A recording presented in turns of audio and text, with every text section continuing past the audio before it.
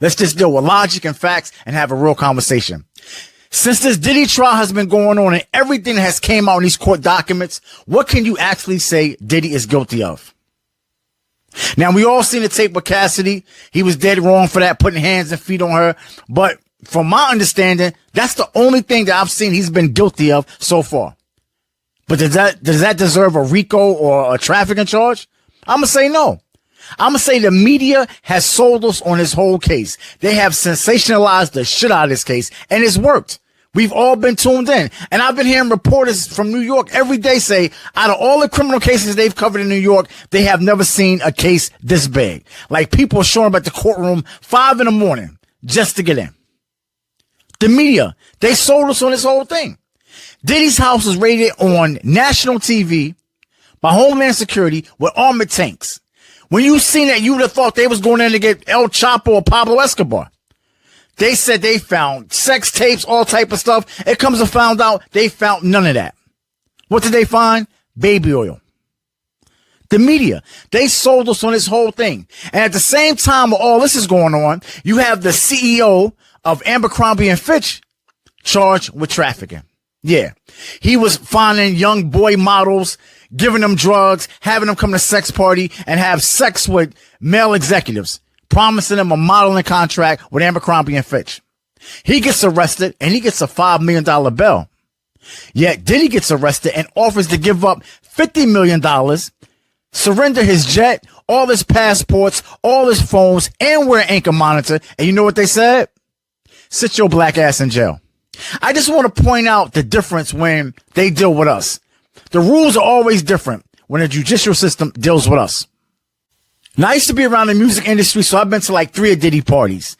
One in Manhattan, one in the Hamptons, and one in Vegas. And all I ever seen was people having the time of their life. But I know some people that used to work for Diddy, and they said, yeah, the rumors were true. He likes what he likes. That's not a crime. That's his business, right? But if Diddy's been this way for years, has anybody stopped to think, why now? Why would the feds run down on him now? Well, let's follow the money, because people have the theory that all this is behind him suing a liquor company called Diageo Liquors. For those that don't know, Diddy had a tequila called De Leon. George Clooney also has a tequila called Casamigos. We all know about Casamigos, right? Casamigos is popping. It's in all the liquor stores. It's in all the clubs. But Diddy was like, damn, how come Casamigos is everywhere and my tequila De Leon is not getting the same love and marketing, right? Now, if you don't know, you need agave, which is like this certain sugar to produce tequila. So Diddy took a trip to Mexico. He finds out that De Leon didn't put any agave aside to make his tequila, but they put all agave aside to make George Clooney's tequila, Casamigos. After that, Diddy sued Diageo Liquors, and he won. He sued for discrimination, and they settled out for some undisclosed amount. And that was in January 2024. Right after that, his LA crib get raided by Homeland Security in March 2024. And then the Cassidy tape leaks in October. So a lot of people believe this is all behind him suing Diageo. Now, Diageo is no small company. They're worth $12 billion. But the company that manages them, right? I'm not even going to say the name because I don't want no smoke with YouTube, but you can look up who manages Diageo Liquor. This company manages 18 trillion in assets. And I ain't stutter. I said trillion with a T. So when you dealing with companies with that much money, if they want to mess with you, they definitely got the bread to do so. Now, like I said, this whole case, we've been sold. It's been sensationalized. It's been like the biggest thing on TV. Now, we can go back and forth and say if Cassie was a victim or if she benefited from being with Diddy or if it was both. But how y'all feel when y'all find out that Cassie was messing with Diddy, Kid Cudi, and the dude that she married, Alex Fine? She was messing with all 3 of these dudes at the same time. Once again, they sold this whole case. Even with the car bombing, right? When we heard that Diddy blew up Kid Cudi's car, we was like, damn, Diddy really on some mafia shit. But when you think of a car blowing up, right? Isn't this what you think of?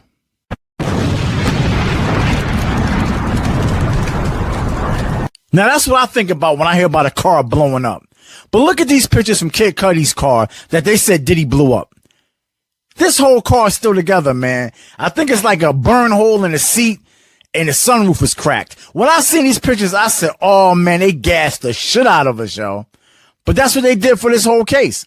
Now let's talk about 50 Cent, man. Because for the longest, I could not figure out why 50 has so much hate towards Diddy, right? Constantly calling him gay, talking about Diddy offered to take him shopping. But you know what Diddy did to get him back? Diddy put 50's baby moms on a payroll, and she was happy to do freak-offs. Daphne signed a love contract with Diddy, and he was paying her $10,000 a month.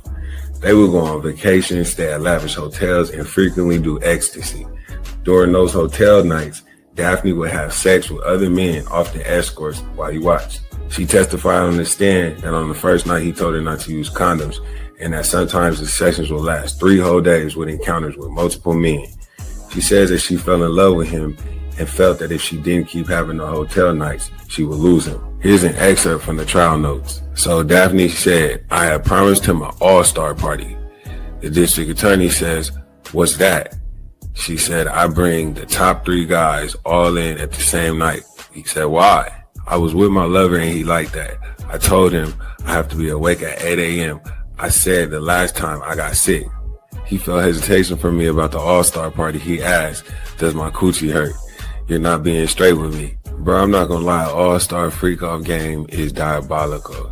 He sent the Punisher, Captain America, Batman, Bert and Ernie. God, 50 Cent deserves full custody after this. So when 50 Cent got word of this, he decided to take it upon himself to post a video to his Instagram with a woman taking 1,000 glizzies to the face. And he put the caption, "No caption needed." For years, 50 Cent has been calling her a little sex worker, and we just thought he was trolling, but after seeing all this, we know bro wasn't capping. This might be the reason that 50 Cent has never let off Diddy's neck all these years. Take a look at some of these. Look at this old picture that 50 Cent commented under of Young Miami and Diddy. He wrote the comment, "LOL Puffy, you better fix this before I get to Miami or you're gonna be stuck playing with my old LOL, you know I don't miss nothing. Justin been knocked off. We keep it player on this side." Here's a clip of 50 Cent and his baby mama Daphne the last time they were seen out in public. For coming, you know we like to do it really big for my son because he's a really special boy. Me and 50 created a beautiful angel, so yeah, let's go ahead and sing happy birthday, okay? Now, before I end this video, I just want to play a voicemail that Diddy left Daphne, in case you haven't heard it. Hey, I really don't know what's going on with you, but I just want to just give you a heads up that I'm about to really disappear on you. You feel me? I'm not going to be playing these games with you at all, at all. So I don't know, you think you silent treating me, and you think I'm going to be, nah. You'll have a rude awakening. You'll just have silence. And ain't nobody threatening you, and I ain't trying to go back and forth with no woman. You know what I'm saying? I'm telling you, I ain't got no time for no motherfucking games. Where my life is at right now, I don't have no time for no games, baby girl. Me and you could be mad, I could have a spat, we could have whatever. Then after that, you better get on your job. That's really, that's all it is. Cause you got me on my job. Nah, it ain't never gonna work like that over here. You know what I'm saying? I was trying not to leave this message, but you have left me no choice. From listening to that voicemail, does that sound like a man that's trying to make anybody do anything or be with him? Y'all let me know in the comments what y'all think Diddy should be found guilty of. And make sure y'all punch that subscribe and like button. I'm your host that smokes the most. They call me New York Nizzy. Thanks for watching.